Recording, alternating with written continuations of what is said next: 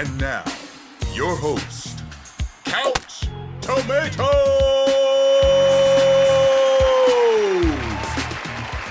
The quotes. This movie has quotes for days, and a lot of people try to compare it to part one, but you know, this movie has its fair handshake of quotes as well. The music, you listed Bobby Brown. Mm-hmm. Definitely. If you see the way that I wear my hair, it's kind of paying homage to a 1988 Bobby Brown with the shag in the back and all. And this, like I said, this franchise helped shape the man that I would eventually become.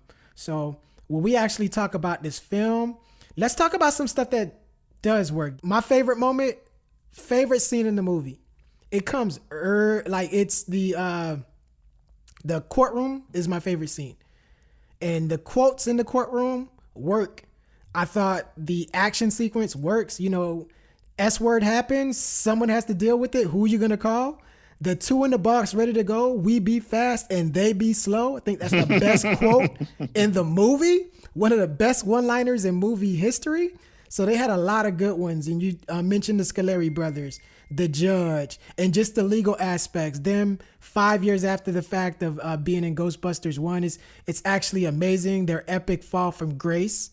You know, so it makes it believable. Like if I like what they were trying to do with the film. A lot of it just didn't stick because people ended up having issues with it. But I like to see them, you know, down and out, you know, struggling for cash, getting sued by everybody left and right. That's a movie I would want to see. Another good scene is the Flip City montage. When I say Flip City montage, I'm talking about after the slime covers the museum. And how they just show how monsters are basically taking over the city. Just the quotes in that scene alone, like any true Ghostbusters fan should be able to quote it. Wait a second. What's chasing you in the park? The bench was chasing you? Wait a second. Lieutenant, I think you better talk to this guy. It's some dock supervisor at Pier 34. He says the Titanic just arrived. Better late than never. And Cheech Marin and the Great Cameo. Better late than never. Exactly. So, I mean, to me, this movie had a lot of like some funny moments and just some quick hits. I don't know if you've heard, Brandon, but there's a movie coming out. It's titled. Oh, is there? Yeah, it's titled Ghostbusters. It's a reboot. It's a female-led cast, and it'll be coming out July 15th, I believe. I may be wrong on the date. Just check my math. All right, guys. But how do you feel about the movie? I like the idea of it. I like the cast. My only concern is the script. You know, the first trailer, you know, got very mixed reviews, was very polarizing. Yep. The more recent trailers look better. So I haven't seen it. Right. So they they've had 5 months since the first trailer to, you know, retool it, you know, re-edit it and fix it up. So I'm hoping it turns out okay. They're definitely going a lot heavier into not just comedy, but slapstick than the first film did, and definitely more than the second one. Can I have some of that, what you're drinking? That Kool-Aid, man, I don't know what. Yeah, let me tell you this. I'm going to drink some of the Kool-Aid too, actually. I want to drink some of the Kool-Aid. And what I mean is, just like any other film, I'm going to give this movie a shot. That's the reason I purposely stayed away from the trailers. Mm-hmm. Do I think this movie will be good? I've been reserved on offering my opinion. A couple of people asked me on Twitter when the first trailer. I didn't really want to share my thoughts with people because I think sometimes people look for affirmation. Like, okay, Couch said it's bad, so everybody's saying it's bad. I really didn't want to pounce on the movie, but I didn't think it was going to be good. Like when I saw the first trailer, I just wanted to keep my thoughts to myself because if it's one franchise that I want to see in 2016 and up is Ghostbusters. I think this movie is 3 years too late, and I thought they should have left it alone because Egon, my favorite Ghostbuster, passed, and I really felt okay. This looks it's in poor taste to gear up for a franchise now, so close to his passing.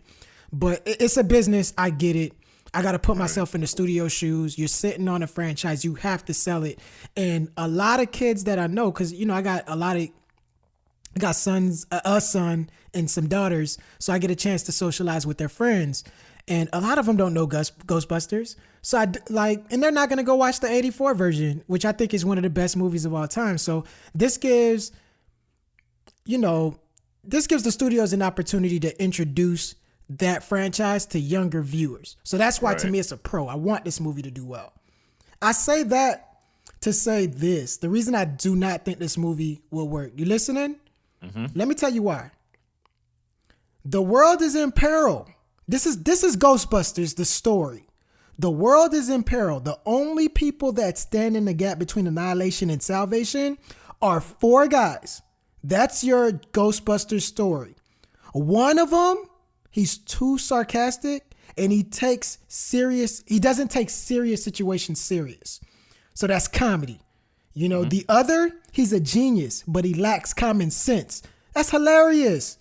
You have another guy whose mind is a prized asset, but his heart, it's a liability, right? His innocence is deadly. And then you have a guy who says everything that the audience is thinking, but he says it out loud for you. And he gets time and a half while doing it. All right. So if this were real life, these 4 guys would not be fit to save the world. It would be ludicrous to even call them. But that's the hilarious part about watching Ghostbusters and even Ghostbusters, 2. I saw the trailer. What I got from it, these are the character breakdown that I saw. And that's the reason I will not see the new trailers. I'm just going to walk into the theater based off of memory. I see one imitation Winston, right? And I see another person. I don't know who that is, but it's not Pete, right? And I see 2 Egon characters, right? That's the type of characterization I got from it. And the main problem I have with this film, Brandon, is nobody's scared. Put this into perspective. Ghosts are freaking scary. Like the idea of ghosts, that is scary. And that's why even the lyrics to the song says, I ain't afraid of no ghosts. I don't care what the lyrics say. Everyone's afraid of ghosts. So in this trailer, no one's afraid of them. When I look at this, civilians, the concert situation, I'm like, okay, really? Who you gonna call? I'm like, I'll probably text my homeboy because I'm not calling the Ghostbusters because nobody's really fearful. It doesn't really seem like it's, hysteria, to quote Bill Murray, right? Because that's the point. The world's supposed to be in peril, and you're so desperate, the only people you could call are these people that aren't fit to do the task. And I think with this movie, they try to like tomato, and you like tomato, potato, potato, tomato, tomato. Siskel.